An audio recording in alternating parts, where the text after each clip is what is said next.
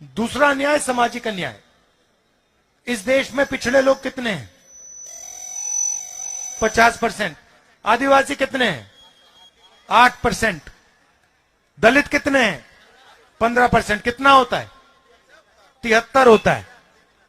अब आप देखो, मीडिया की बड़ी बड़ी कंपनी की लिस्ट निकालो, मालिकों की लिस्ट निकालो, 73% में से आपको वहां एक आदमी नहीं मिलेगा।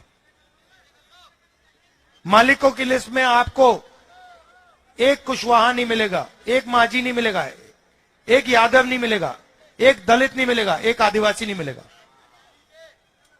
मीडिया के मालिकों की लिस्ट निकालो, 73% में से आपको एक आदमी वहां नहीं मिलेगा। 650 हाईकोर्ट के जज हैं हिंदुस्तान में। 73% आबादी के पास 100 हैं। ठीक है। हिंदुस्तान को 90 सबसे बड़े ब्यूरोक्रेट चलाते हैं, आईएएस अफसर। वो पूरे बजट को बांटते हैं। 73% आबादी के 3 ओबीसी, 3 दलित और 1 आदिवासी। और अगर आप बजट को देखें तो 6% बजट ये लोग देखते हैं। 73% जनता के अफसर 6% बजट को देखती है, 100 रुपए में से 6 रुपए।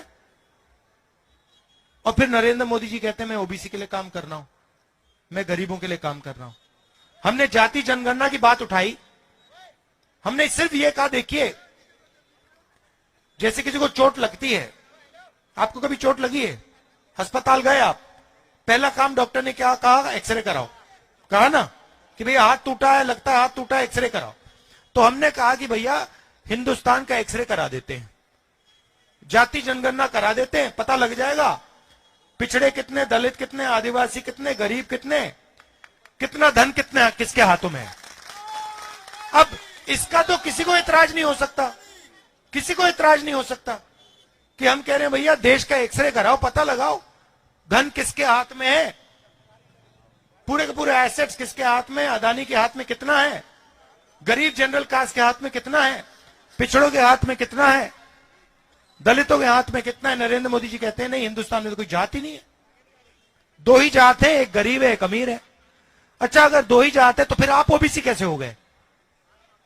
पहले आप कहते थे हम ओबीसी हैं, हम ओबीसी हैं, हम ओबीसी हैं। अब हमने एक्सरे की बात की, जाति जनगणना की बात की, आप कहते हो भैया इस देश में तो ओबीसी है ही नहीं, पिछड़े है ही नहीं, सिर्फ 2 जात है।